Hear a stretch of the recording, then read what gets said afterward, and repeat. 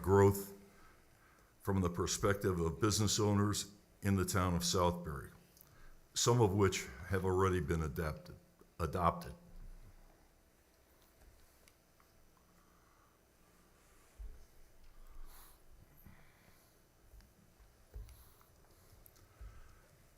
There are 8 key assumptions. I'm not going to read them all, but I would like to highlight a few. We are living in a world of constant technological change, and Southbury residents, current businesses, and prospective businesses expect to see government services provided through existing and emerging technologies. It is the responsibility of local government to not only take advantage of existing and emerging technologies, but to show taxpayers, the customers, as well as business prospects, that Southbury is in the forefront of accepting change, embracing change, and implementing change for the benefit of all in the community.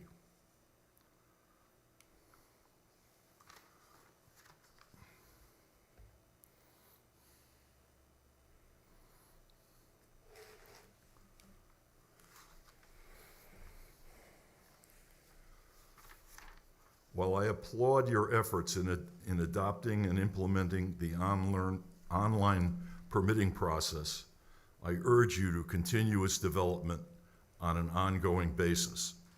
Poll the users, the customers, and listen to what they like and don't like, and consider making continuous improvement. This effort is far from over.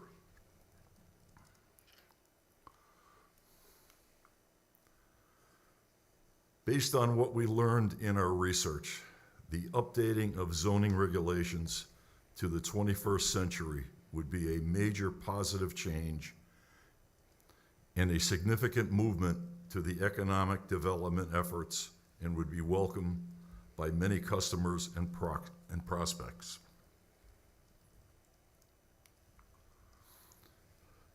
Thanks to all that contributed to this research, and I will take any questions at this time. I thank you.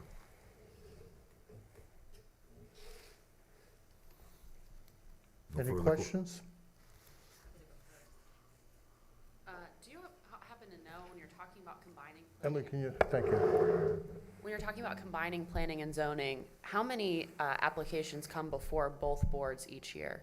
I have no idea. Okay. I have no idea. That was not in my research. Okay. I had a couple more, unless anybody else has other questions. Okay. In the list of those that were interviewed as part of this process, it looks like the chair of zoning, but was the chair of planning interviewed as well? They were both at a meeting when I presented this to them, and at the time, neither one of them showed that they were in favor of this. Okay. And then the one other question that I had when I'm kind of looking at this, it seems like a lot of this is you're looking at combining planning and zoning for a sense of economic growth. How do you see that the combination of the two enhances economic growth? Can you repeat that, please? Yeah, it seems like a lot of the information that was provided is looking at combining planning and zoning in order to enhance economic growth in town. You're talking about the grand list and such. I was just curious how you all felt from the research that combining the two would enhance economic growth. Well, one of the factors that maybe I didn't want to get into the negative side of things, but one of the major reasons is time. The time it takes to process an application.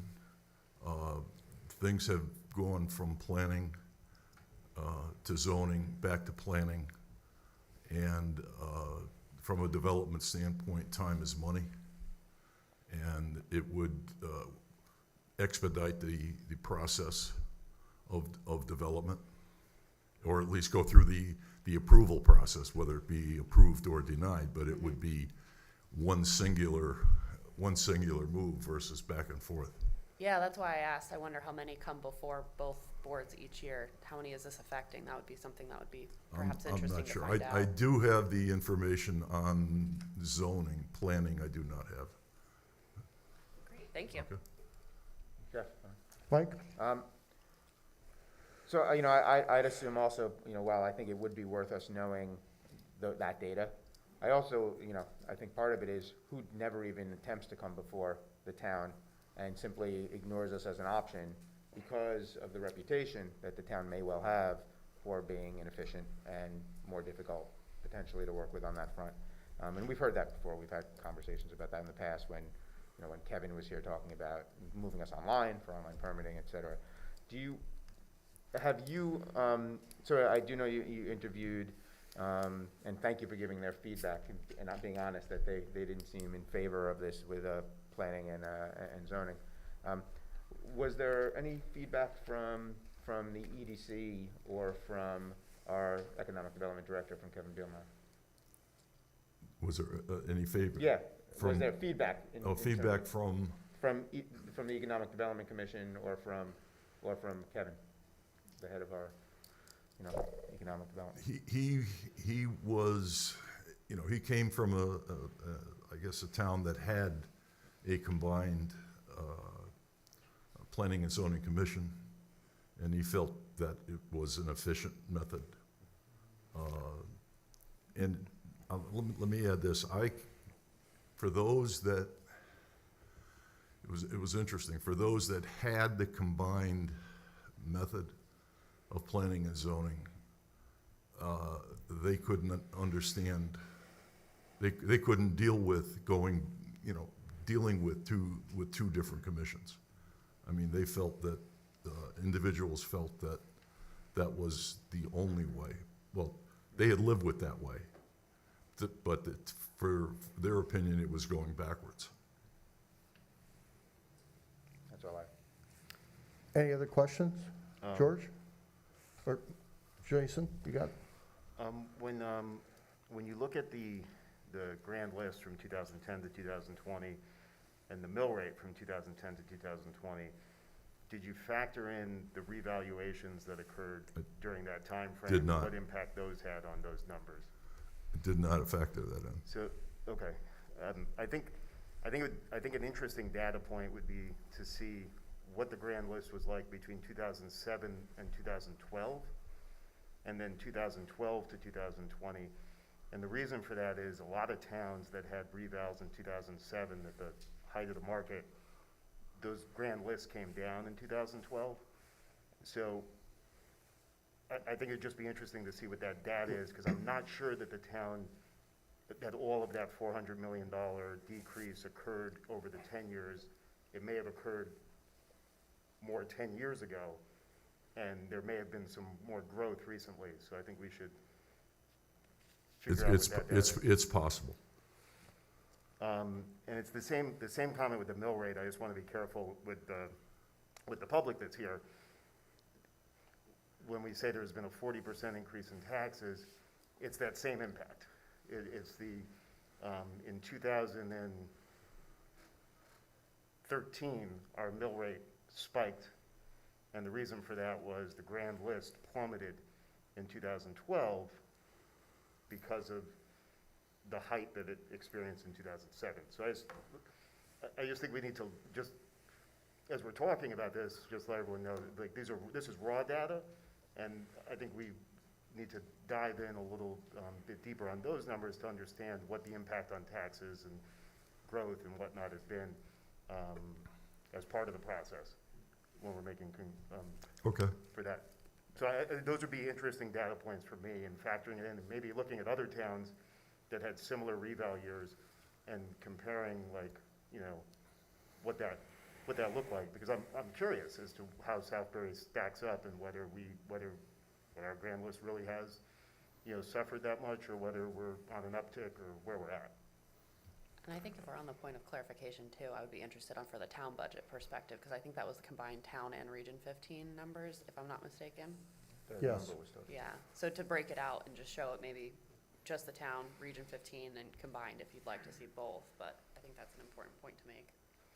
If the town were to proceed with considering combining the commissions, what do you see as sort of the process, the next steps towards doing that? I think the next step is really the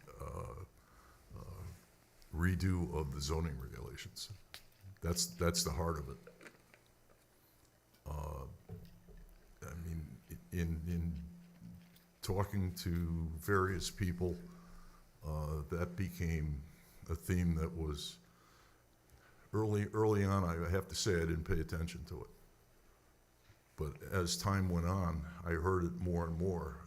The dealing with the interpretation of some of the zoning regulations that were unclear, that had been dealt with through variances and various other methods. It became clear that that was really the number one talking point in the combining of the two commissions. Through your research and discussions, were you able to identify particular zoning regulations that are particularly onerous? Or is it more of a general, I just want to understand if we're looking at sort of an overhaul, or if there are certain things that the zoning commission should be advised of now to potentially try and address, if there's particular issues at play. I don't think there was anything in particular other than the world has changed. The world has changed. Think back to that period of time. I'm old enough to remember that period of time. And certainly it doesn't look like anything like today. That's for sure. Could you give an example of that?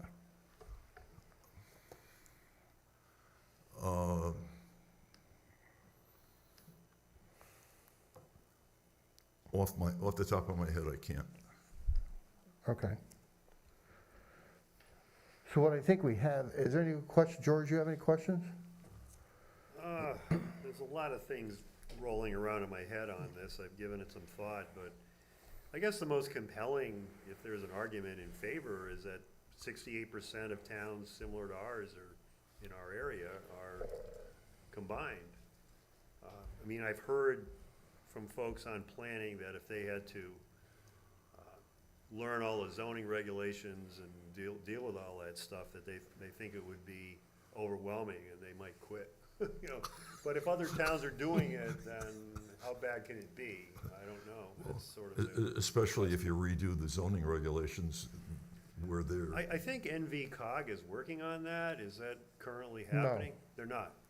I have no idea why NVCOG would be working on. I don't know either, but I had heard that from somewhere, and I don't, but maybe that's something we need to be doing, or asking someone to help us with. Don't think it's up to NVCOG to determine that we redo our zoning regulations. My question on the zoning regulations is, I know that maybe zoning, I assume the chair knows a great deal, those who have been there. But even if they're rewritten, it would still be difficult for a zoning commission member. That's why you have the book, to read what the zoning is on that particular. We refer to the book. We had somebody upstairs who always knew, only because they grew up through the whole thing. I think, it's pretty difficult to know. You'd have to go to the book to look at, and they have a sheet. That's how Jessica does it. She goes by zone and looks up what the regulations are to match that. Mike, you have something? Yeah, one other thing. First, Frank, thank you for the work on this and presenting it. I think that regardless of whether or not we decide to take action on combining planning and zoning, I think it's unquestionable. Every few years we take a look at our town charter, but it's been, according to Frank, since 1965 that we've made any revisions to our zoning regulations. It was a different time then, and I can give you examples, Jeff, that zoning regulations back in the 60s, and this is very much related to conversations we've had and we've heard from strategic planning on affordable housing and open space and other issues in town. So I think that we should be looking at those regulations, because in the mid-60s, both in the state of Connecticut and pretty much across the country, it wasn't focused just on economic growth and development. You know, there was systemic racism that was involved. There were other issues that would require us to, I think it's just smart. When you have regulations that date back 55 years, that haven't necessarily been reviewed, or maybe they were reviewed but not changed. You know, certainly in our almost 6 years that I've been serving, we haven't looked at zoning in a meaningful way. I do think, you know, as we continue our conversations following the strategic plan on affordable housing, zoning is certainly part of that conversation. So whether or not we choose, and I agree with George, if our other towns around us, 68, 70% have combined them. I'd be curious, do you know, Frank, if those towns have long been like that? Did they make the transition as we might consider doing? 'Cause they A could few of provide- them have been long, Okay. have been long in doing that. Because I do think, you know, if we choose to pursue this, those are some of the first conversations we'd want to have with the towns that made the transition, and learn from maybe their mistakes, you know, and also the good things that happened, you know, as they went along, and really get a sense from them in terms of, you know, how it goes. But I certainly appreciate it. I think it's worth exploring. Have any towns recently made the combination? Not that I'm aware of. So I would submit to you that I think I'd like to do some analysis on with the finance office on some numbers. One of the things I would ask is, you know, we'll look at the 68 towns with this information we have, the 68%. How do they compare to financial health compared to our town and our grand list? I think there's a lot of data that we're still going to have to gather.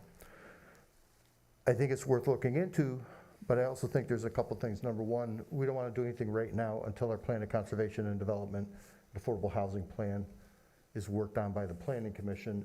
And I think it requires a charter change in order to combine them. So we have time from now till the time of the charter to do some more research on this and get some more clarity to it, some more analysis. Because I think one thing we want to make sure is that we don't make a change for the sake of making change just because 68%. I'm not suggesting that. Yeah. Not at all. Right. No. That's not the purpose of this whole project. Yeah. In fact, I personally abhor change for the sake of change. Right. There So I has- think we should look at it, but I think we need to dig down into some more of that analysis. And I think that looking at zoning regs probably should be something once we get the third floor a little more settled down the road and see how that adapts to it. Is there anything else from the board? I just thank you for coming and making a presentation. We've had a number of presentations now from members of the Strategic Plan Commission, and I find all of them thorough, you know, well-researched and informative, helpful to the town. So I thank you for your time and your work. Thank you. Thank you, Frank. Appreciate it. Oh, I'm You're sorry. all Oh, I'm set. sorry. You lost control.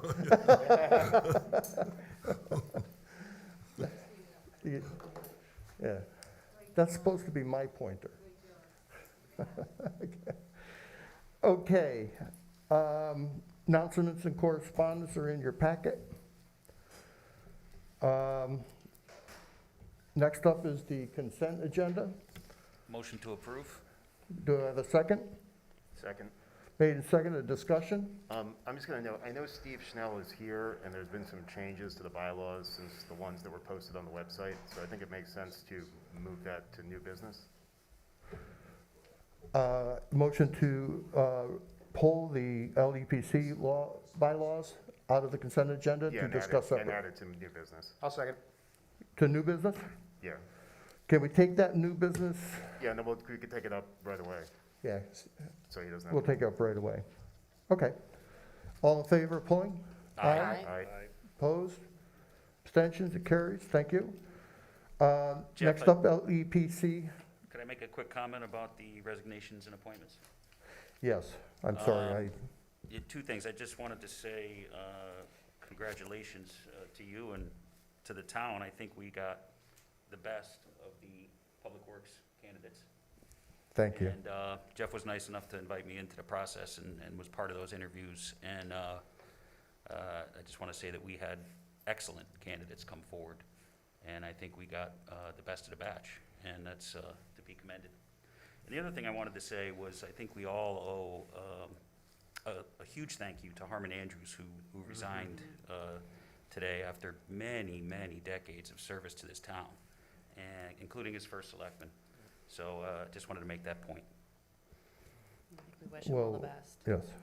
Harmon is, certainly, I think he said it's been 50 years. I believe it. And I think he's at 90, and he's still on planning. Bless And he was there, he was at every meeting, he transitioned to the Teams meetings, he was there, it was amazing. And let's say a little prayer for him. Okay, next up, LEPC bylaws. Oh, I don't think we We voted, have to vote on. but Oh, I we do have didn't a, vote. I do have a question, and I don't know if this is necessarily the, if we want to talk about it as part of this, I don't see it as it's going to change anything, is the point that I'm trying to make, I guess. But do have a question when it comes to hiring people, specifically department heads, that just kind of has been sitting with me as I was reviewing things this week and being relatively new to the board, so to speak, compared to all your tenure. But question, maybe we want to consider going forward when it comes to hiring department heads in the interview process, as to having all of the selectmen involved, or at least to be able to meet a department head before they are considered for hiring, or being a part of that application process. I hate to feel somewhat of a rubber stamp through this, not having the opportunity to meet him. And again, I'm sure he is phenomenal, and I'm glad to hear that Justin was a part of that process. But I think that when it came to it, I was kind of taking pause this week and thinking, we had a resignation on the Board of Education. All of us were involved as a part of that, and being able to meet and being able to meet and see the candidates and get a sense before we brought that to a vote and made a decision. Yet when it comes, and they're up for re-elections every few years, yet when it comes to our department heads, we're not a part of that same process, and that doesn't sit well with me. So I think that's something that, I don't think we have to necessarily change it tonight, but I would like to see that as part of a discussion or consideration for upcoming hires, or our process for hiring people, specifically department heads. So the difference being with the Board of Ed is that's an elected position. I understand that. I'm just Yeah. saying, when it comes up to it, I understand that it's elected and it's different, but I think that we should treat these as equally as important for the entire board to be weighing in and being able to meet them, and being able to be a more part of that process than just seeing an application and saying, sure. Mike? If I may, I mean, you know, I think, and for the public, I think it's important as well, that it doesn't violate any of our charter at all. I think No. it's important the public know, you know, the hiring and terminating of department and agency directors, et cetera, subject to our approval of the Board of Selectmen and those who will sit here after us. But under the general policy, the first selectman, you know, certainly has that authority. I think it's something, you know, we can talk about. I'm comfortable. I think there's always been generally in these processes a representative from the Board of Selectmen who serves as some form of liaison, for lack of a better phrase, and I'm comfortable with that process because, you know, respect for all of us. But I'd be open to the discussion at some point. Yeah, and I think that, you know, I always hate well, that's the way it's always done, so we'll just do it that way. But I think of you, Mike, as serving on the planning commission as a liaison, having direct access with this person, George through road study. I would have been interested to get your take as being a part of the interview process and having more of a direct hands-on work with those in the past and seeing what we need for the future. So like I said, I don't think it doesn't change anything for me tonight in this hiring, but I think it is something that we should heavily consider in the future. I'll just mention, I think that's a worthwhile discussion. I think it is nice to meet people beforehand. I remember before we hired Dan, we sort of had like a meet and greet, but we had to do it in a weird way because you can't have 6 selectmen in a room. So that's like one of the differences between Board of Ed and this is Board of Ed's a public position. We required them to put their names out. Everyone needs to know who it is. When you apply for a job, you don't necessarily want the world to know you applied for the job. And, you know, with FOIA and whatnot, that makes it a little Yes. bit difficult. So to meet with the whole board, because you have to identify who you're meeting with and why. But it's certainly worthwhile exploring, because I think there is a benefit to us having, you know, more of an involvement to the extent we possibly can. So we have currently a number of positions we're going to be interviewing. One is the assistant town clerk. Betsy, how many applicants? 200 plus. So Emily, if you'd like to come in and look through the 200 plus and be on the committee, you're more than welcome. I'd be happy to put you on the committee and set up the meetings. We'll just get a hold of, if you'd like, with my office, and we can do that. I understand your point here, Jeff, and being funny, but I think you're taking something that is serious and making it a little too lighthearted, in my opinion. We're talking about department heads, not the hiring of every position in town. We're specifically saying department heads. I appreciate your humor here, but I think that we hire the department heads, we trust in them to hire those that they are going to be working with.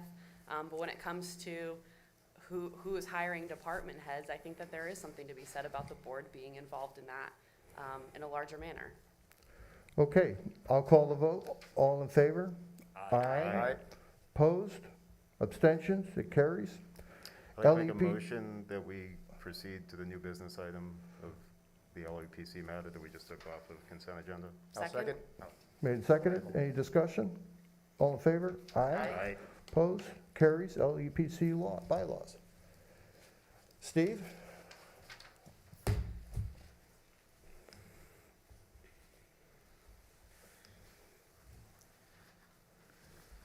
Good evening, everyone. So I apologize for the late notice of getting all this out to you. And one of the reasons why we did that is we're trying to hold an actual LEPC meeting at the end of this month. And in order to do that, we have to get the bylaws done or approved hopefully tonight so that we can make recommendations for the appointments at your next meeting. And then we can have an actual LEPC meeting with those individuals on the 26th. So we've already moved the LEPC meeting that was supposed to go on next Wednesday to the 26th, hoping to get this process done. We did drop a draft of this and submitted it to the town attorney on April 1st. We did not get a reply back until the 26th of April. Based on the recommendations that we did get, there was a bunch of other questions about the qualifications and who we can actually seat into this committee. Those conversations went back and forth. The draft document that you received yesterday was revised again last night based upon an email that was provided by town council after working hours. I worked on them last night. And I know Noreen had sent you the PDF of the final draft this morning. So that's a little bit of background on why the change was made and what we're trying to get done. For those that don't know, the LEPC is the Local Emergency Planning Committee. It is tasked on a state level. One of the hurdles that we've been trying to get through is whether the town, where we pull the candidates to sit on this committee, whether based on the town charter, it had said that they have to be Southbury electors, but it's mandated by the state, which involves members of the public and public safety and people that would be involved that not necessarily Southbury electors.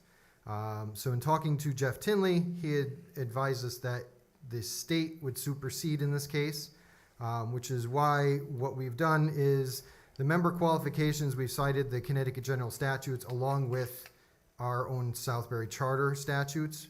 So we combined those two. We did not put all the wording in there because, as we all know, if something changes on the state level, then we'd have to go back through and change all of our bylaws for that. So I believe, Betsy, can you go up a little bit, please? Should be on Article 2, Section 1. So Article 2, Section 1 is the membership qualifications. It essentially, what it does is it lays out to be as inclusive as possible with all of the different groups. What we have found in the research that I've done trying to reconstitute this committee is in the last 2 years, they have met, I think, twice. Which from a emergency planning standpoint, considering what we've gone through this last year, was kind of alarming. And when you look at the members that we have currently listed on our town website, some are no longer in town. Some have not been to a meeting for as long as I can find records of. We did have a meeting, I believe it was the end of February, and mainly we invited anyone that was on that list, so one, they can meet me, and that we were able to tell them where we're trying to go with this committee. The whole idea behind this is we are the clearinghouse for hazardous materials facilities and storage within the town of Southbury. They're mandated by the state to supply that information to us on a yearly basis.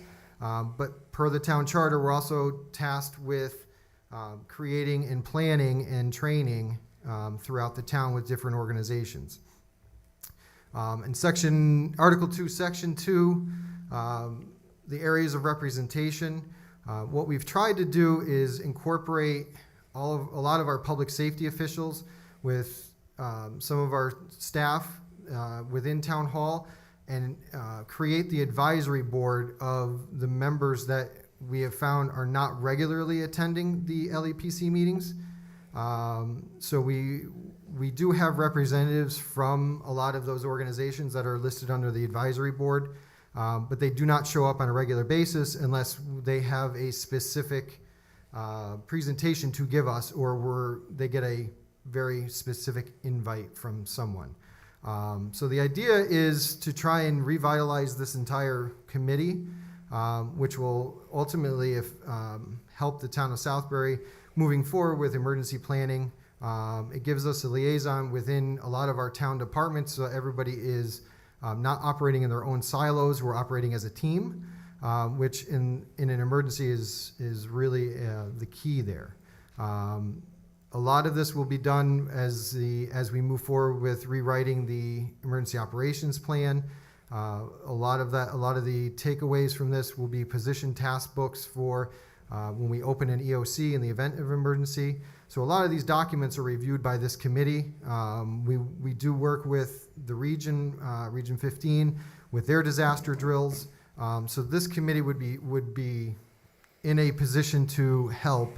But in order to do that, we have to set the bylaws, we have to get members approved, and we have to actually have meetings and actually have people participate. Any questions? Jason, you're kind of in that group. Yeah, I provided comments on these, which were incorporated. I'm good with bylaws. I just want to thank Steve for his work in trying to revamp, streamline, and, make this a smoother process where, you can all go tonight to the town website to look at LEPC, and you'll see dozens of names, many of which you probably don't recognize. So this will, make it a more, not just efficient process, but a more productive use of time and a productive committee, and, helpful to Steve in his role. So thanks for your work on this.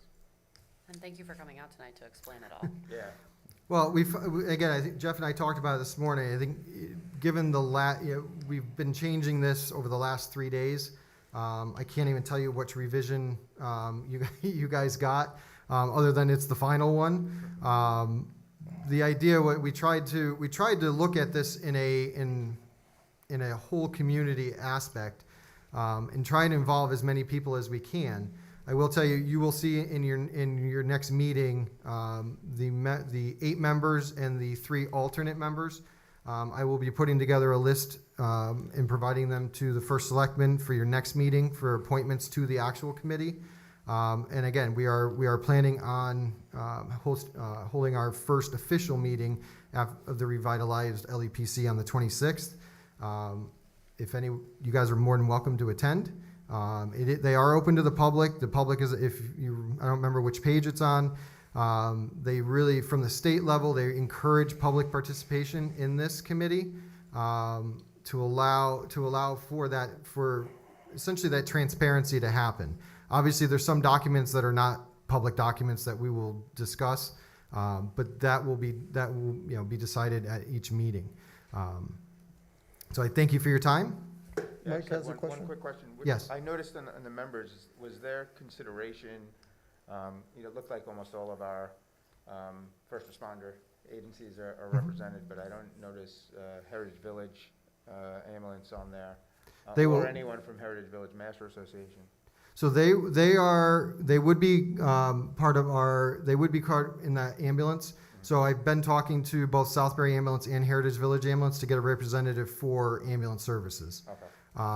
And then the advisory board can be any of our community action groups or any of our nonprofit groups. It opens it up, and I think that's where when you actually look at the member qualification on the state level, we can end up with 30 people on this committee. Then you end up where we're at now, where you host a meeting and 5 people show up and you can't actually have a meeting because you've listed 30 people as members. So what we've done is pared that down to 8 with 3 alternates, depending on scheduling and that kind of stuff.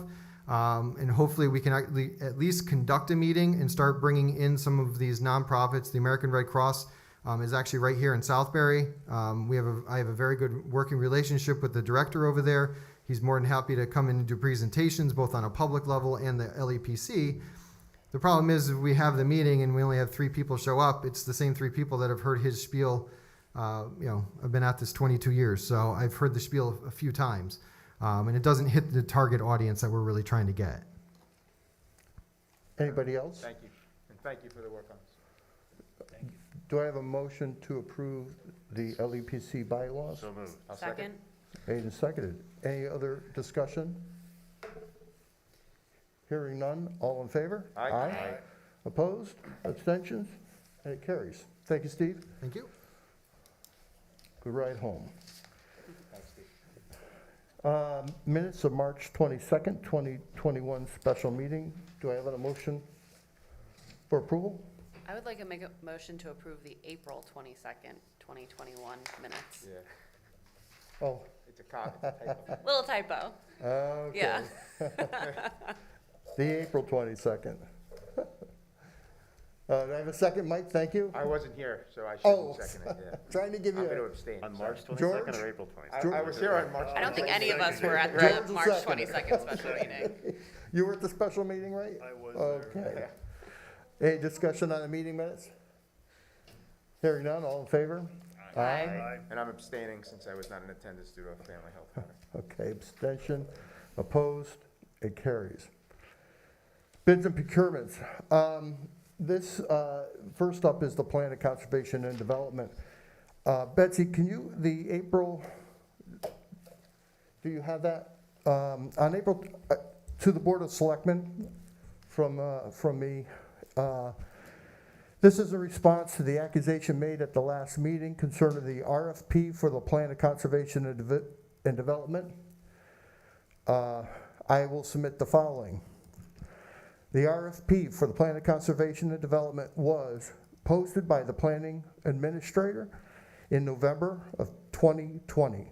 Kathy Castaneda, Planning Administrator, resigned on October of 2020, but continued to help out on a consulting basis, which included a review of the RFP responses. The RFPs were submitted directly to the Planning Department. The bids were received on December 8th of 2020. 4 bids were received. Fitzgerald and Halliday Incorporated was $75,000. Hardesty and Hanover was $25,000. BFJ Planning was $85,000. Mylona McBroom was $48,500. Kathy wrote in a memo of January 24th. Hi, I read the proposals from Mylona McBroom and Hardesty and Hanover for the 2022 Plan of Conservation and Development. The Hardesty and Hanover certainly appears to be qualified for the job and could be looking to establish a relationship with Southbury and so is offering a competitive bid.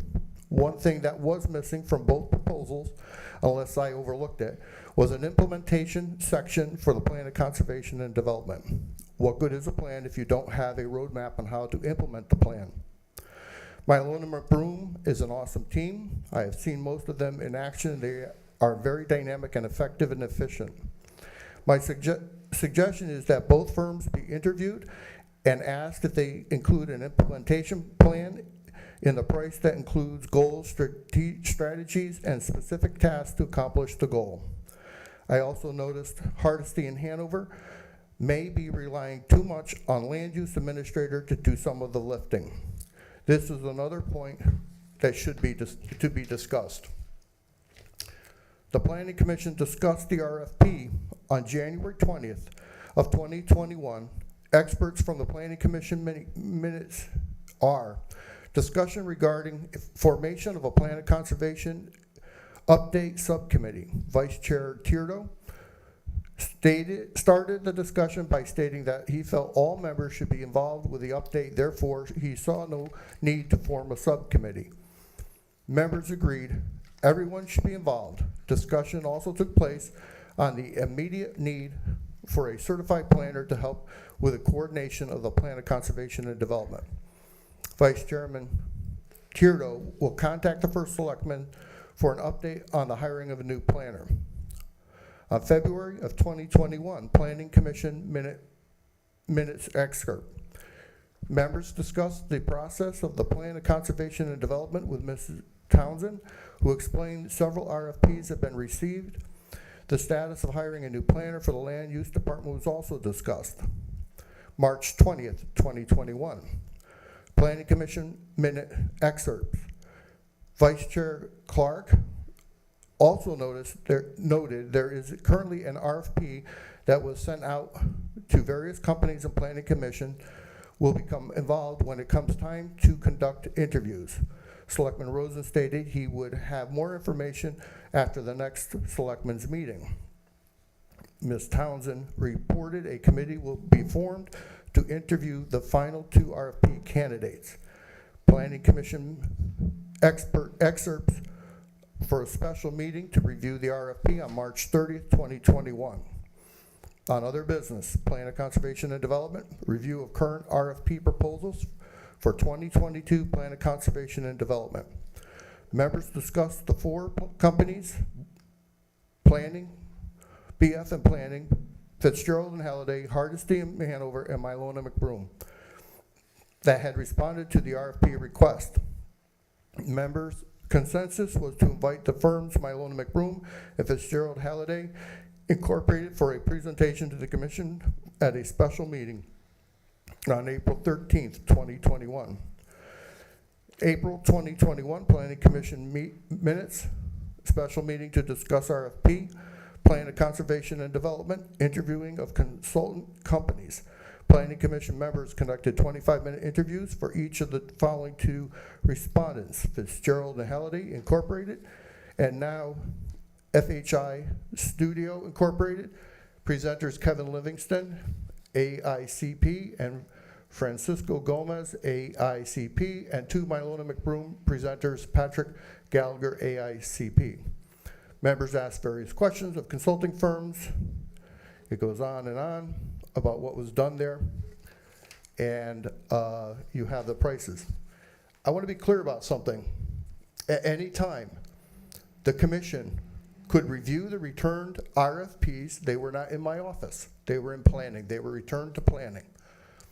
At any time, the Planning Commission could take up the affordable housing. That is not my call for when to take up the affordable housing plan. It is planning's call. In fact, Planning Commission told the Strategic Planning Commission that they would not take up the affordable housing plan when they until they redo the Plan of Conservation and Development. Not my office's responsibility. Dan, will you speak to the RFPs and why you also feel Mylona McBroom? Well, if we look at our bidding and procurement policy, the selection should be made as the lowest qualified bidder. And given that it was reviewed by the former planner, the current NVCOG planner, and the commission, and they all picked Mylona McBroom, they were obviously the lowest qualified bidder. Okay. I'll entertain a motion to award the RFP to Mylona McBroom, with some new name. So moved. Can I have a second? I'll second. Any other discussion? I just want to say Mike? that I apologize for not being at the special meeting, because I might have been able to add a little bit of context to some of the meetings, since I am at most of the planning commission meetings. And there really there was some discussion. Anytime there was an issue, I would directed the chairman to the first selectman to ask, as was noted in the minutes. But I apologize, because I might have been able to get you through that a little faster, so my apologies for not being here. Quick point of clarification, so this is simply to do the POCD but not an affordable housing plan? They do have the option of affordable housing plan. We have not exercised that. If they choose to do so, they put in the option for, Dan, 6,500? 6,500. If we choose to do so. But that's not what we're voting on, we're just voting Right. on the POCD right now. So I thought we were gonna do those at the same time for some reason, is that not, that's clearly not correct? The planning commission needs to make that recommendation to do that. And there has been discussion about wanting to get the POCD done. Yeah, In the context of the affordable housing, they're not opposed to to put together an affordable housing plan, based on all the conversations I've been part of. But their feeling was they wanted this further along in the process before they started to tackle that. I think it's wise to wait on the affordable housing plan based on what's going on in Hartford today with all these laws and bills that are proposed. Because I think the affordable housing plan may be totally different in 3 months than what we would create today based on what they might pass or not pass. So I think it's wise to wait on that. From a funding standpoint, there's money in the reserve fund to cover both. so we're still, Mike? Should we choose to exercise that $6,500 option, would it come back before the Board of Selectmen, or? Yeah, yeah. I would bring it back that they're looking to, that's the direction they want to go. Again, it's not my call. No, if they make the recommendation. then. Right. Would we have to bring the affordable housing plan out for bid, though? That hasn't gone out for bid, it's just the POCD that went out for bid. There was, on the RFP, there was, Was there? yes, that option for the included, separate.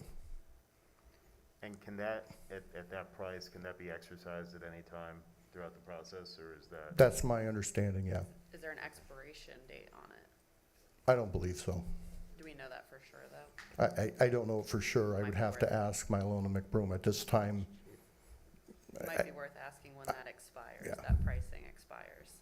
There was nothing in the response of the group. Yeah. I think it'd be worthwhile for planning to know that, because if they're thinking, hey, we're gonna tackle one and then tackle the next, but we need to option that in sooner, that'd be worthwhile.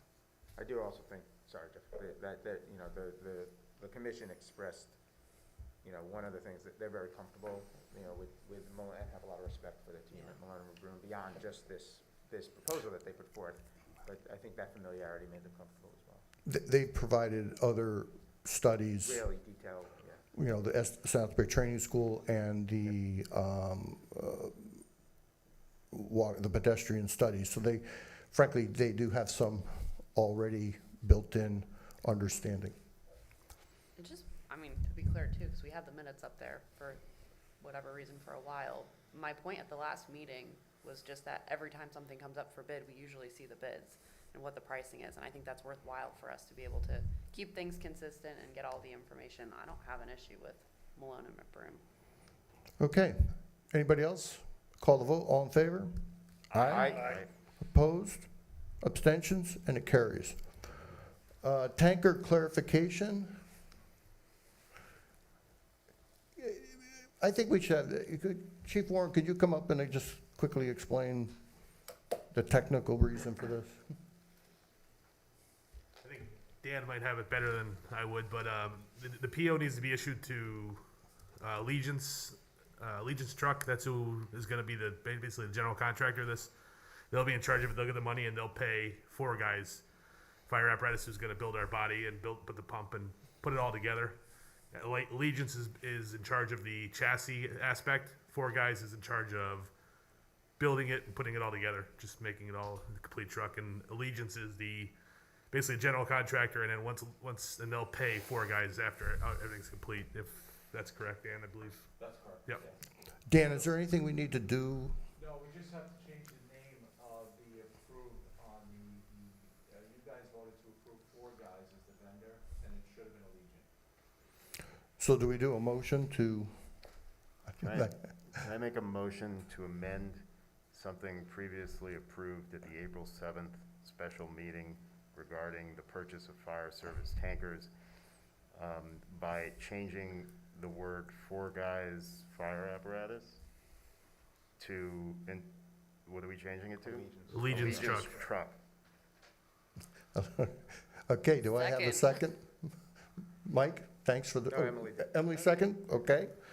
Any Sound other like you know. discussion? So Allegiance Truck is the former Hein Brothers? Yes, Yes. yes. All in favor? Aye. Opposed? Abstentions? It carries. Thank you, Thanks, guys, for gentlemen, coming for out. your Thank you very work. much. Always thank you. Glad to Thank you. clear. Okay. Unfinished business to Community Relations Task Force. Mike and I have been working on that. I thought I had that paperwork right here. There's a letter to Josh Smith. Let me find that. Would it be possible to take a 5-minute recess? Because I don't want to miss this, but I just want to use the restroom. Okay, let's take a 10-minute recess. All in favor? Aye. Opposed? Thank you. Sorry. She's the youngest, What's that? and she's the youngest, and she can't. We can't turn the streaming off, so just know the streaming is happening. People are out there. Exactly. Whatever they want. Yeah, something like that. Okay.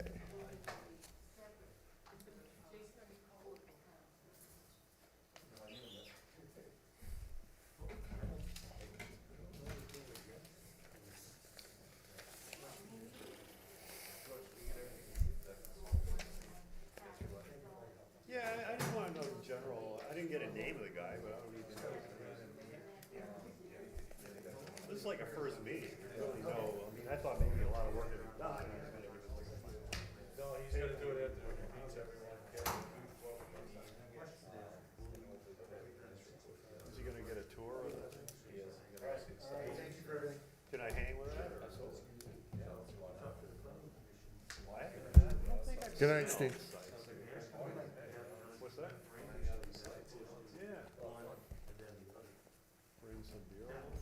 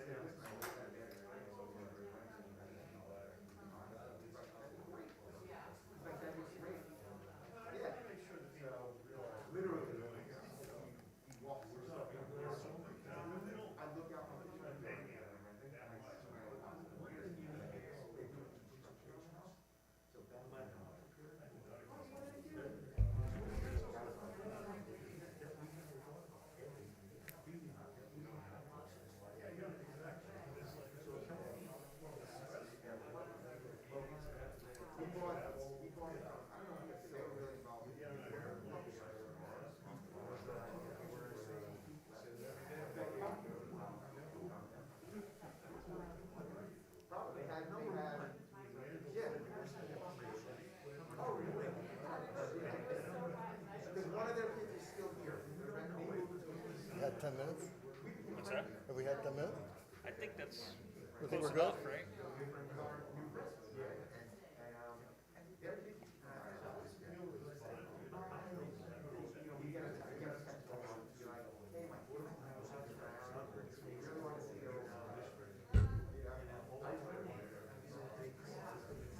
That new bond rating should carry us for a long time. That's a good thing. It's a very good thing.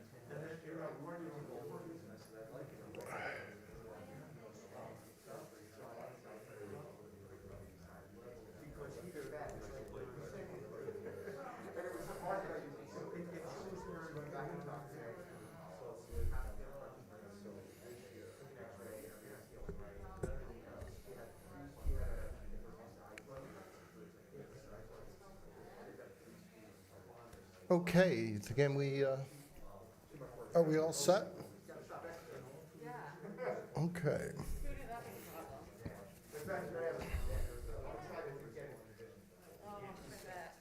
What's the move-in date? That's up to the You're attorney. involved in all aspects of this. I can't close them, I just tee them up.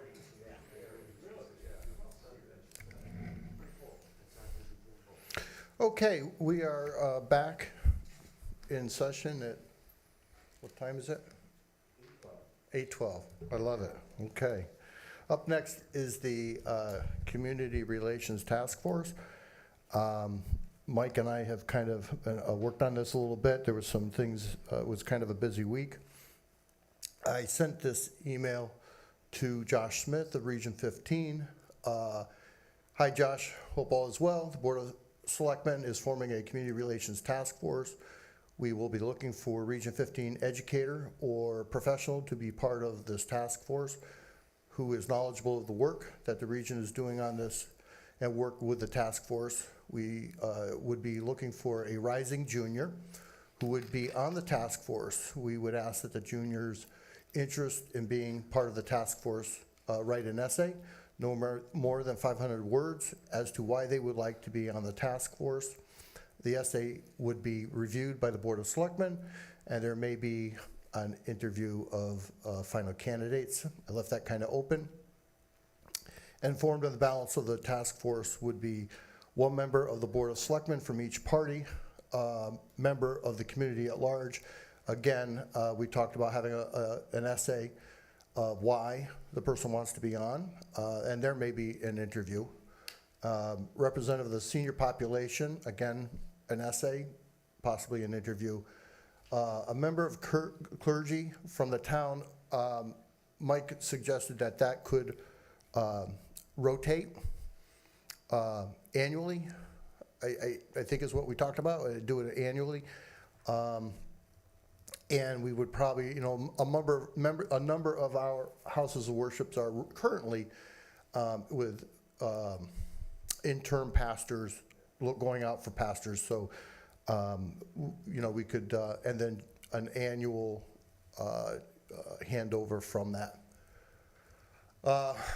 And this would make a total of 7 people at this time. And I asked him to let me know if he had any questions. I saw Josh last night here in Town Hall. He was receptive to it and made some possible comments about who may be there. One of which was Dr. Chiapetta, and would be the professional from the region. So I think we still need to do some research and some probably next week and get this out to the board. Mike? Yeah, I think what Jeff and I talked about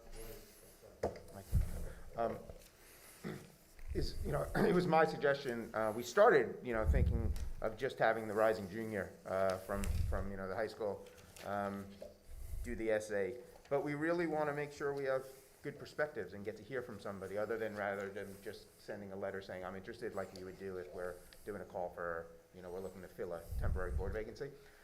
We think, you also sort of, you get a sense of who really wants it that way, and we don't think it's onerous, so we put that in place. We think that's a good recommendation for the other positions. You know, otherwise it stays true to what we talked about and what got voted on at our, you know, meeting, 2 meetings ago, I guess, to move it forward. You know, I'm eager to see, you know, to get it going, and I think there's a lot of good buzz about it, and we'll see where it goes. You know, we're not inventing a wheel here. You know, there are towns all over the state and nation that are doing these types of initiatives to open a conversation. You know, we've talked for a long time about wanting to help open these kind of conversations, you know, about race and diversity and you know, being against bigotry and making sure that Southbury is welcoming for all. You know, we've stated publicly that hate has no home here. So I think this group is a really good, you know, step forward. So, and thank you all for chiming in on it. Anybody?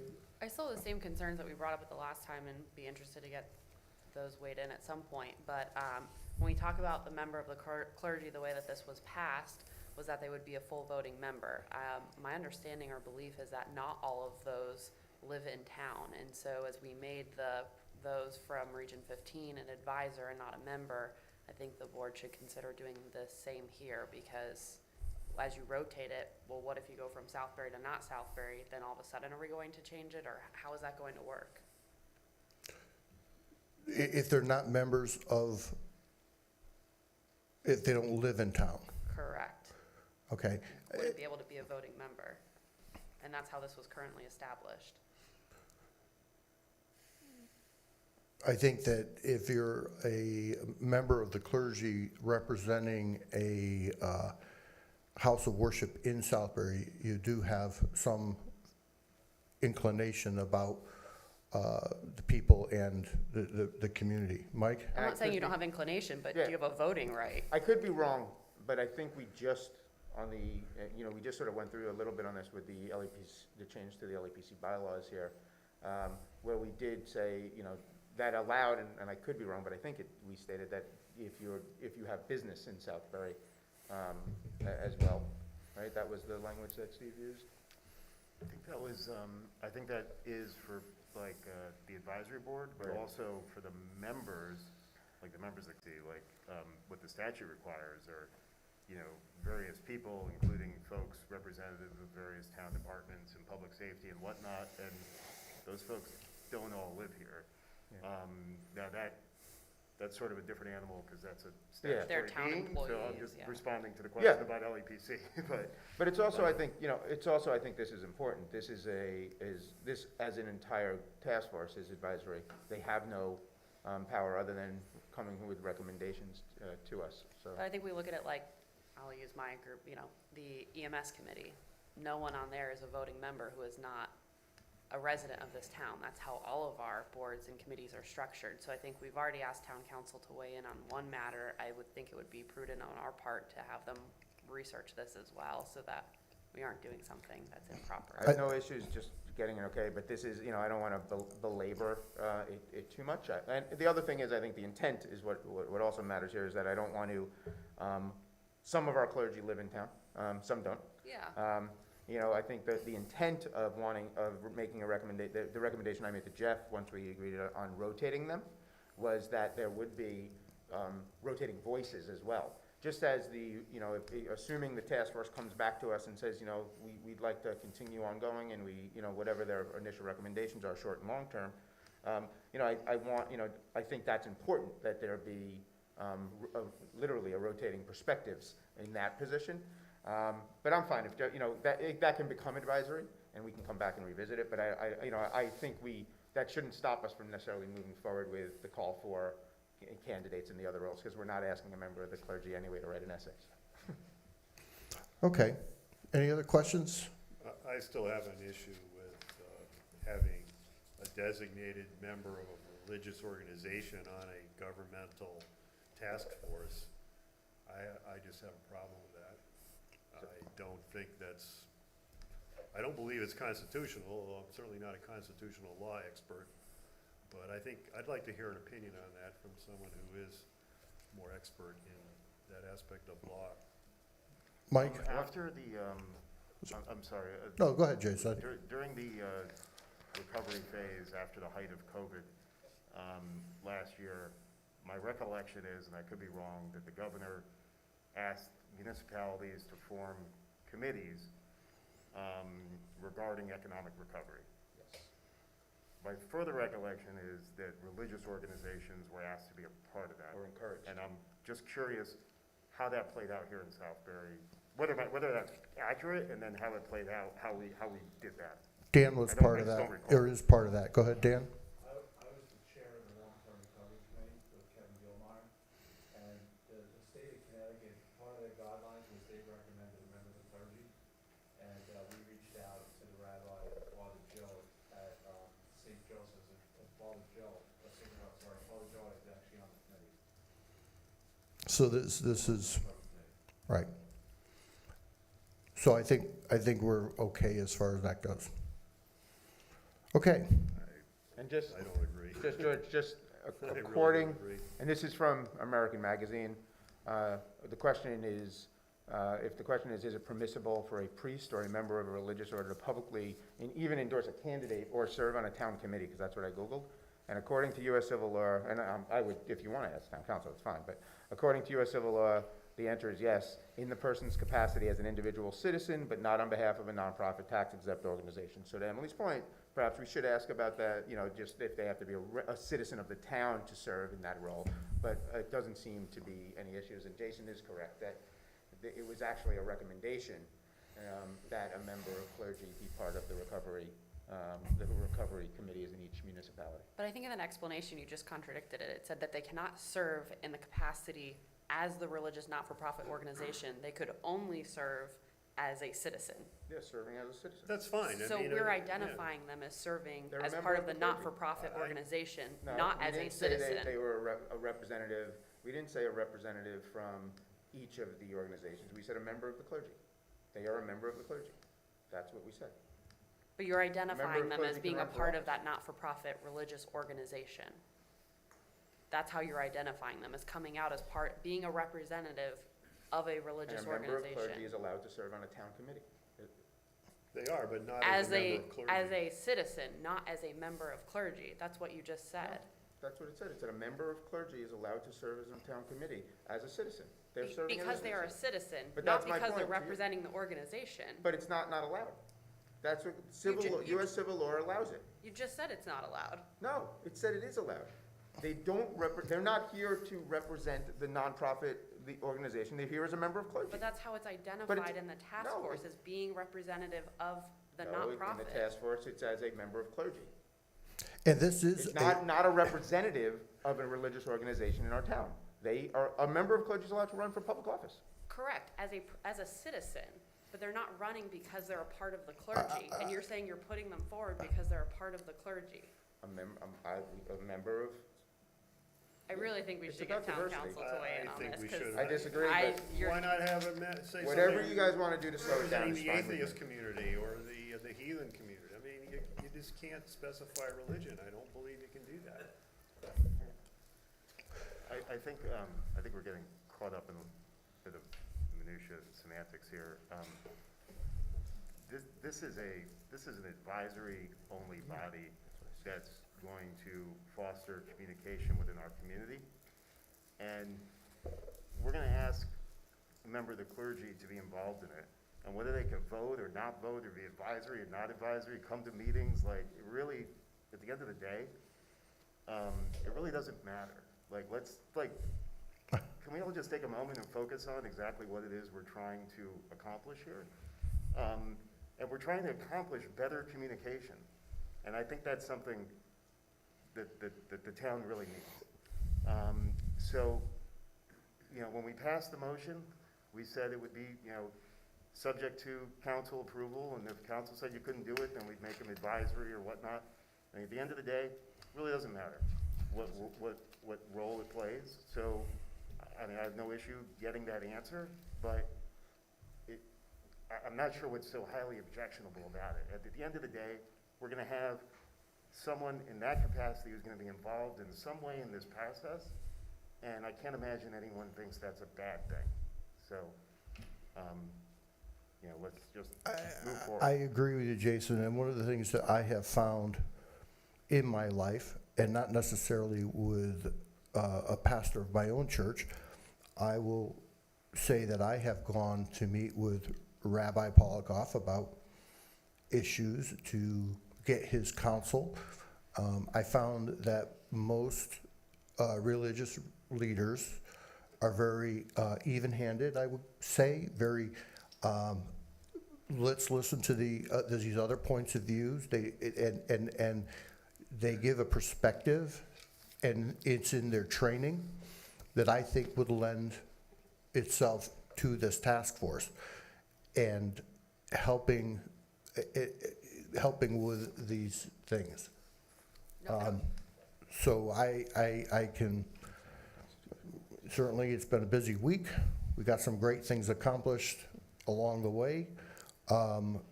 This is an outline here right now. I can get to our town attorney and talk to him and get his opinion if you'd like. But again, Jason and Mike have said, the state of Connecticut has recommended religious leaders to be on the recovery task force. So, and it's not any one, that's why Mike and I felt that the rotating process with groups, and let me tell you this, it doesn't necessarily mean it's a religious, a member of the clergy who is involved with one of the houses of worship. It could be a member of the clergy who happens, may be that they're volunteering to be involved in this. There are members of the clergy that are retired and may be able to do that, and I think it's important to involve them. So that's the outline. Great. Mike, are you? Yeah, I feel great. Thank you, Jeff, for pushing this forward. Nobody has questioned what value any one person would provide, or them not being, you said they're even-handed. No one said that they wouldn't be. The point is just that there is some differing opinions on whether this is constitutional or not. George and I asked that this be looked into when we talked about this now, I think it's over a month ago. And it sounded like from the discussion, you're saying, oh, we're fine because the state did it. We're just saying, again, we don't agree with that. We would like it to be reviewed by town council, so I'm glad to hear that that is actually going to happen. Okay. Next up is the first selectman's report. Are we, Point of order, we still have the tax the incentive. tax incentive? Oh, Task I'm sorry. force. Tax incentive task force. So we've been asked to do a tax incentive task force. I don't know, I'd like to get your thoughts. I don't think we're ready to set it all tonight. But if you could, I'm not sure, I think we, out loud, I would say probably someone from the business community would be a good start. Member of the Board of Finance. A member of the Board of Selectmen. Any other thoughts on this? I don't want to be the only one. What was the makeup of the, a couple years ago when we did the tax abatement? Was the tax, the committee, was on there. George, I forgot what we called it, that tax. Tax abatement. Was it tax abatement task force? Mm-hmm. We should look at the makeup we came up then, because we put some thought into that, and I don't recall. Well, it So I was sit me, here now. it was Bill Tolley, Joe Ruggiero, John Norris, and there was a gal on there, I just can't remember her name. But that was it, it was only like 5 people.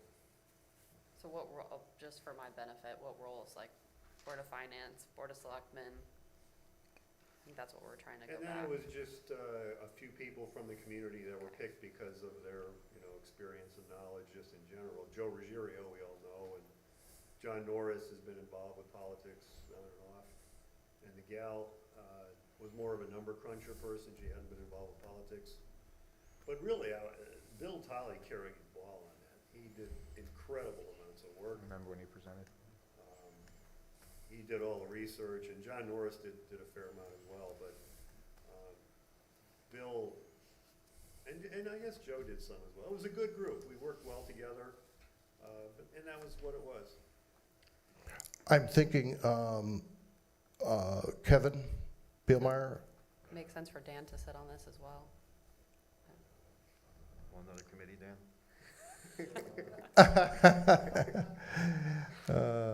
Bill Tolley would be great if he wants to do it, but I don't think he does. What's the plan for this task? I know the EDC did a presentation to the Board of Finance a week or so ago. I had a conflict, so I don't know if everybody here has seen that presentation. I was there, I saw it. Wasn't it sent to you, the Like presentation? one of my, the presentation itself, but, you know, Oh. you usually get a little bit more out of conversation. Like, one of my questions was whether it made sense for them to, like, come to our next meeting and do, that looks like an extensive PowerPoint, do like. It was 48 minutes, you don't want the whole thing. To have them come and, you know, sort of. No offense. Sort of do a big picture overview of, you know, what they're proposing and what they'd like to accomplish with the task force. Like, is this task force supposed to be researching other towns' programs and making recommendations to us for a tax incentive program? I think they've done a lot of that research. Right, so what's the, I guess that's my initial question, is is the task force making recommendations to us, or if they've already done it, are they just gonna make recommendations to us for us to pass a policy? No, the study, it was very loosely organized. There's no specific recommendations coming out of this other than to study it further. There's a lot of complex issues. It's not clear from looking at the data that the tax incentives do anything. Like, there's towns that have them, but they don't even tell people when companies are trying to move in, they don't even offer them unless they're specifically asked about them, then they might offer them. Justin and I were talking a little bit about other stuff, and I kind of brought up to him this abatement. And I think one thing we could focus on is what kind of abatement structure we would be looking for on the Volpe-Rosen. You know, what would we be willing to offer to, I think that would help, we thought that would help with the marketing of that. One of the things that Justin and I talked about was, for one thing, we need to change the zoning. It's right now residential. We're not gonna put houses in there, that's not our intent. That was not the intent when they bought it. And so why don't we figure out what we should ask zoning to zone that for, and what incentive we would give, because to develop that, we've pretty much concluded they're gonna have to put, somebody's gonna have to put money and time before they get their money flowing back.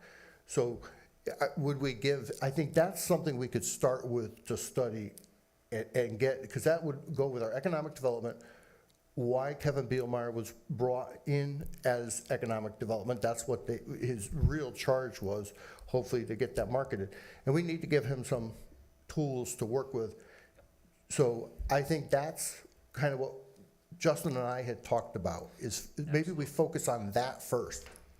There's some of the towns in the study, as I recall, don't have specifically defined incentives. They offer incentives, but they're kind of custom tailored to the situation. So they don't have like a list, okay, here's our incentive plan.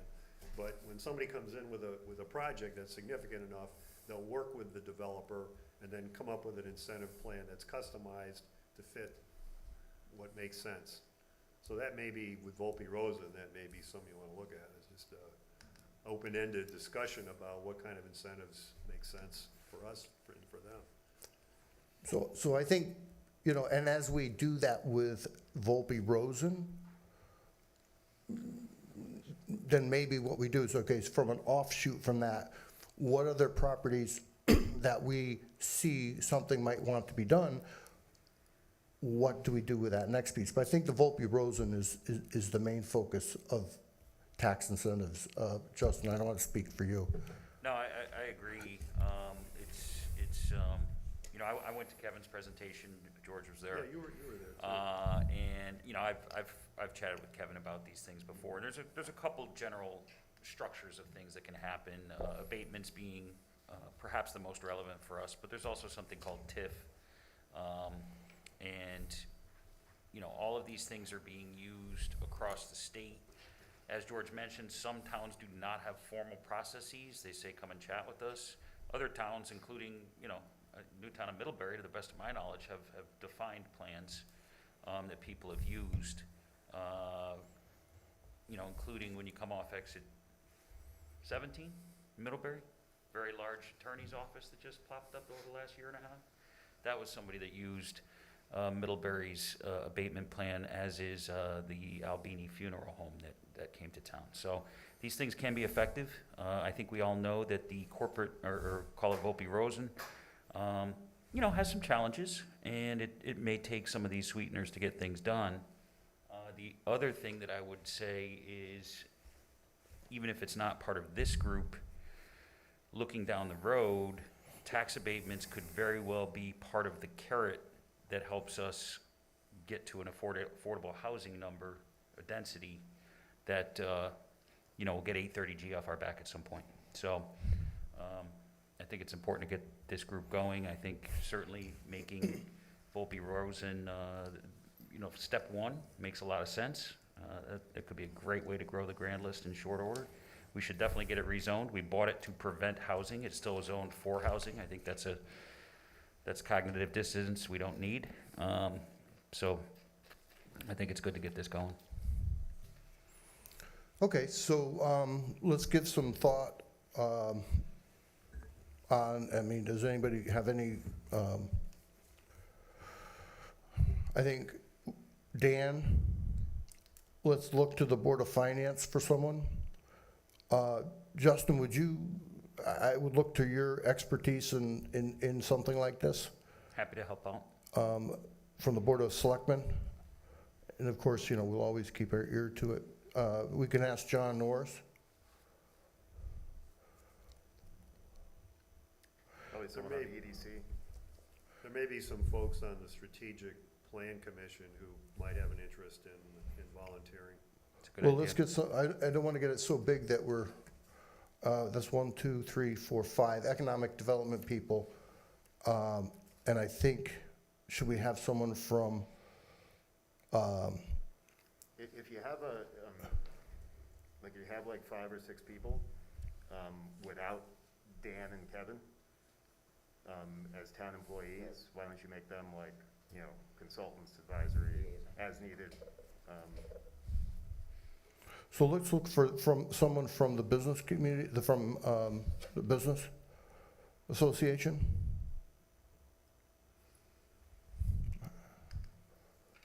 And we can have, and Dan and Kevin as, that could be talking, you know, from the town.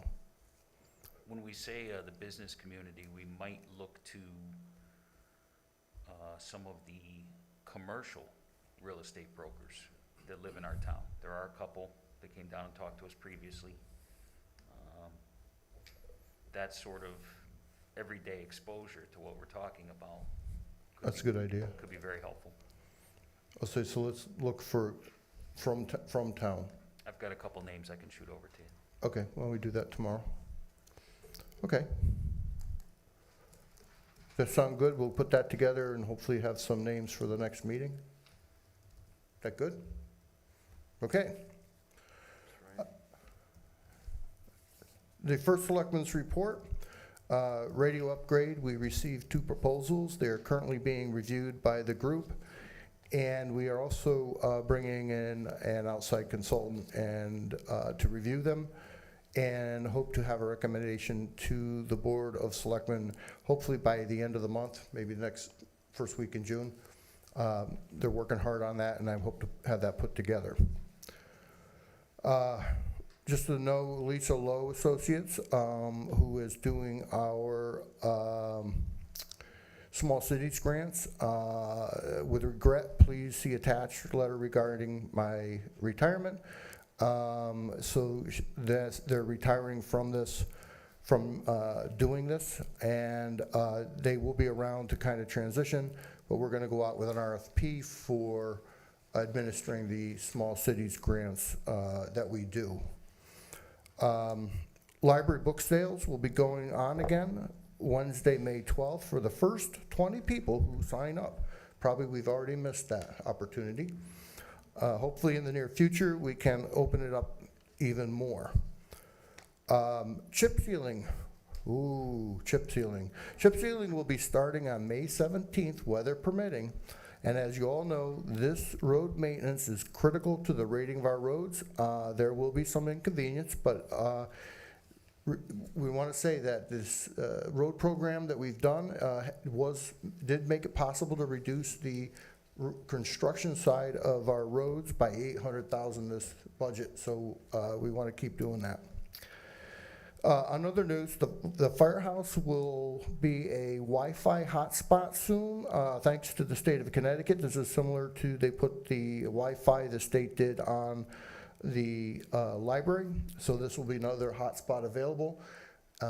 Also want to say, when we have had emergencies here, like tornadoes and stuff, getting access to Wi-Fi has been critical, so it's a good thing. Just for, if you don't know, the budget passed. That was a 7-to-1 margin.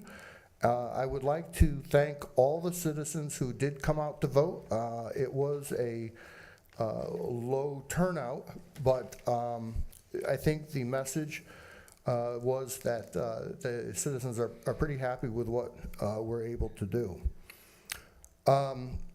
Also, just so you know, I got a note from Carol Haskin from Pomperaug River Watershed.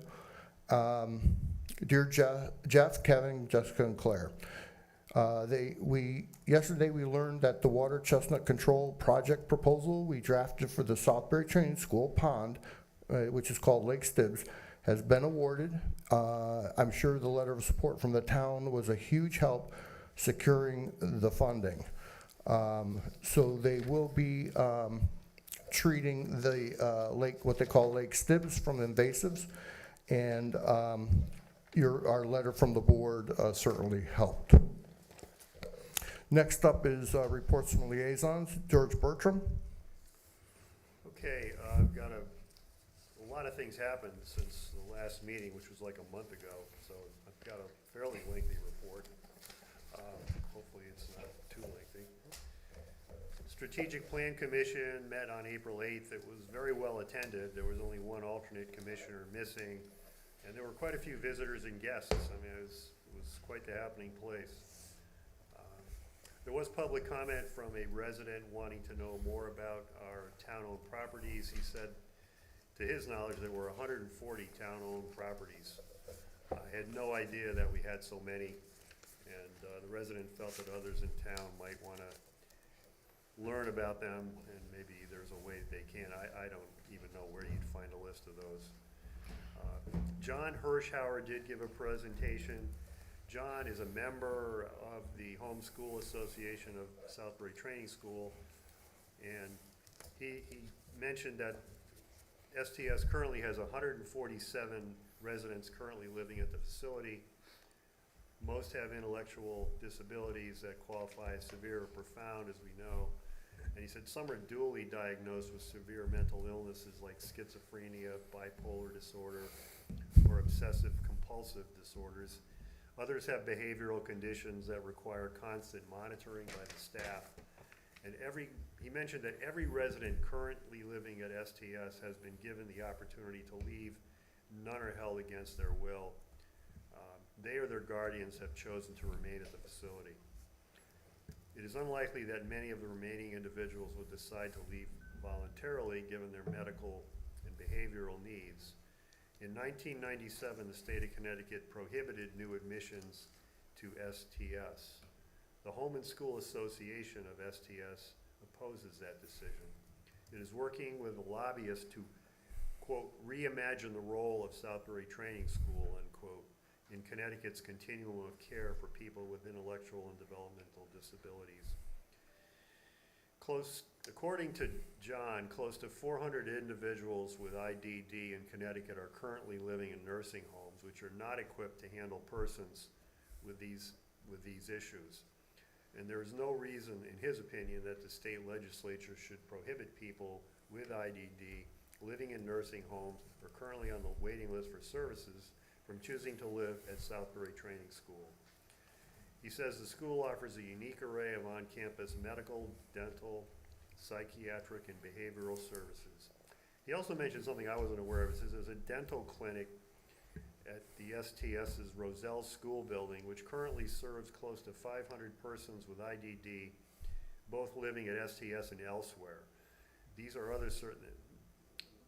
other services offered on campus could be expanded to include more people if John had his way. He gave a very compelling case for continuing operations of STS. It was a very powerful presentation. Frank gave his presentation, you saw that. There was another interesting presentation from a Commissioner Goldberg. He's a relatively new member on the SPC. And he gave a very thorough and well-researched talk on the history and the background of our community center saga. I mean, as we know, it goes back a lot of years. He raised the question of the possibility of using, and this is, again, something we've talked about, the Stevens property, I think it's called the Stevens property, next to the transfer station and the landfill, the site for a YMCA. I've heard this all before, I think. I didn't have a really good response for Mr. Goldberg, and I was under the impression that we were targeting this site for commercial development and grand list expansion. So I merely bring it up because it was discussed at the meeting in some detail. The SBC is finishing up their projects, and they're wrapping up the ones they have, and they're looking for more. And I just want to mention that the people on the SPC, they're very willing volunteers. They're eager to help the town in whatever capacity is required. And we may be the only town in Connecticut that has something like an SPC. I'm not aware of another town that has something called the Strategic Plan Commission. These folks are a great resource.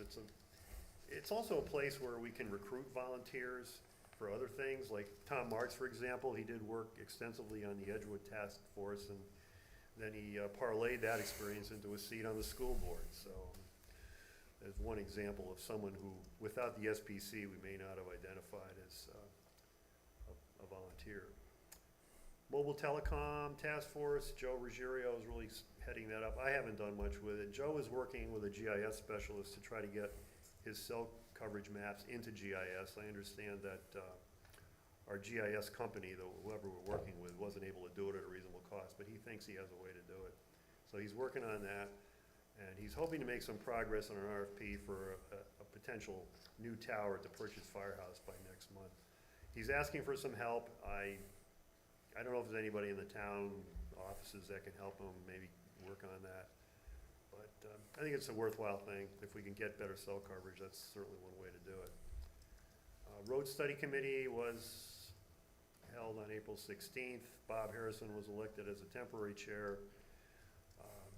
The question was raised at the meeting as to whether who should be the permanent chair, whether the permanent chair should be a resident, like Bob, or the Director of Public Works, as it historically has been. I don't have a good answer to that. Since we have a new Director of Public Works coming in, it may be a question we should consider, and maybe we want to transition it into a group that's run independent of DPW instead of just, I don't know, being a rubber stamp for DPW. I hate to use that word, but that's kind of what it is right now. Interesting note that state engineers have told us the Heritage Road Bridge over Pomperaug River has been rated poor since 2018, and they have advised the town to start the engineering process. They go on to say, please note that bridge number 53034 has been rated poor since 2018. Because the process to rehabilitate or replace a bridge can take 5 to 10 years, the town is advised to engage a professional engineering firm immediately. And they go on from there. So that bridge, I guess, has issues, and I know Jeff and his crew is very well aware of those. They did submit a list of all the 2021 and 22 road projects, very detailed. I can provide those lists if anybody wants. And we did talk about the River Road project a little bit, but nothing substantive. IT steering, Anthony Maizano officially took over as chair. John Kelbley resigned as he's moving out of town. John got a nice send-off gift, his favorite snack of chocolates and a little certificate of appreciation. He was very happy about that. Dan Lucier was voted as the new vice chair. And I would like to note that Dan was instrumental in helping the town get through an attempted hack in 2019. And he gave us a warning early enough that we were able to avoid serious issues. We had really no loss at all from it. But without that warning, we may not have been so lucky. Chad Yan Torno was nominated to replace John. I believe Chad was on the consent agenda tonight, as I recall, but I didn't really look at it that closely, I'm not sure. A few other things came up. One of the topics that was discussed in some detail was the fiber and bandwidth on Main Street. There was a comment made by one of the guests that the town could use more fiber on Main Street. Now, my understanding is that we have several fiber providers on the main streets, north and south. And I also understand that we have some cable modem service there that approaches 1 gig in speed, which kind of, obviates the need for fiber if you're that fast with cable modem. I did ask Dave Richards to look into it. He did give me a quick verbal description. I asked him if he could write a short report that I could present to the SPC and so they could see what we had and what we didn't have. And he said he was too busy to do it right now. And he said waiting for interns to come in. But again, I think that's an important issue. I think that the town should consider I think we have service there that is good and fast, and it would be nice for people to know that, especially from an EDC perspective, people are considering moving into town. And, we say, hey, we have 3 fiber providers on Main Street, or we have cable modem at this speed. So I asked the IT steering committee if they wanted to get involved, and they conveniently opted to pass it on to the cable advisory board. Now, I didn't even know we had one until now. So I guess we have a cable advisory board, and maybe they'll take a look at it. But I do think it's a good question to be researched. Video conferencing, we have a project going on between Anthony Maizano and Dave. I'm not sure where it sits, but Anthony's brought in some, what he calls a Polycom studio collaboration bar. It's something you can use, you can put in a room and you can turn it into a big kind of a meeting room. It's got multiple speakers, it's got cameras. It's sort of a fancy, like the things you put on your PC that cost $100, but this is like a little more expensive. So I know he's looking at that. I don't know where that sits. I did ask the group, and this request came from me, to create a list of goals. And they agreed to do that, so they will ask Dave to present a list of his top 5 goals for the coming budget year. The IT committee, again, being advisory, they'll just try to provide guidance and add some value. And another concern came up is town employees with the training software. I think Excel training, and there's maybe some other kinds of training they get. But I guess there's a reluctance from some of the employees to take advantage of it. So there was a question about, well, why don't we just stop paying because we pay every year for this ability to use the software. But the feeling from the group was that no, we want people to get the training, and they maybe need to be compelled in some way to do it. Energy Task Force, we had 2 bids that came in on our RFP. The group decided to go with Solomon Energy and Alco Ecos. Chris Whitman, the CEO of Solomon, was the person that gave the presentation to the BOS a few months ago. Perhaps you remember that. And I think Chris is working with Dan Colton to prepare an application. And I think the question involves billing. I guess you have to get recent bills to him. But so far, we're moving forward with it, but we're still not in the queue. We're getting close, though. On the radio refresh task force, we did receive 2 bids. We were hoping for more, but we only got 2. the bids are difficult to compare because they're really apples to apples. They're apples to oranges in a sense. They're so different, you know, the equipment is different, and there's a meeting with a radio consultant coming up on Wednesday to hopefully work through some of that and help us make a better decision. The last thing I have is the Edgewood update. I talked to one citizen who asked me specifically, I asked him, what would you want the town to do? And he said, tell me what's going on with Edgewood. So I don't know if it requires an executive session, but I suggest that we maybe move that topic a little faster forward. I don't frankly know where it's at right now, so I can only ask. And that's it. Justin? Economic development, did meet a couple weeks back. It was the evening of our son's birthday. I missed that meeting. I did chat with Kevin and did go to the follow-up meeting. Basically, that meeting was heavily focused on the tax abatement presentation that was made a few days later. There are some other interesting things in the approval pipeline as far as businesses coming to town, and some of the things we've heard about have moved forward. Obviously, the pet store opened. On the senior commission, obviously the senior center opened May 1st. And so far so good. I'll have more update on that at our next meeting. And the investment portfolio oversight committee does not meet. It meets quarterly and will not meet again until May 18th. So again, I'll have an update at our next meeting for that one. Selectman Bucksbaum? LEPC meets at the end of the month, and we already got an update earlier as to what's going on in the reorganization and all that. Historic Buildings met Tuesday of this week at Bullet Hill School. And the first thing we did actually was quite interesting. We took a site tour of the entire building. Pretty much they're looking from a building perspective to see what needs to be maintained and fixed so they can tell Public Works. But when you're walking around Bullet Hill School with John Dwyer and Linda Elliott from Historical Society, it's an interesting adventure. So I encourage you to take advantage of that sometime.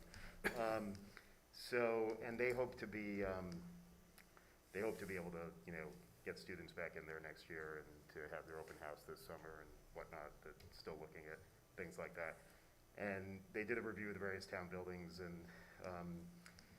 projects that are ongoing. They're looking forward to the new Public Works Director starting. They want to sort of meet with him, and they asked me when he might be up to speed so they can sit down with him, and I said, well, why don't you, let's see when he starts first, and then maybe give it about 30 days after that.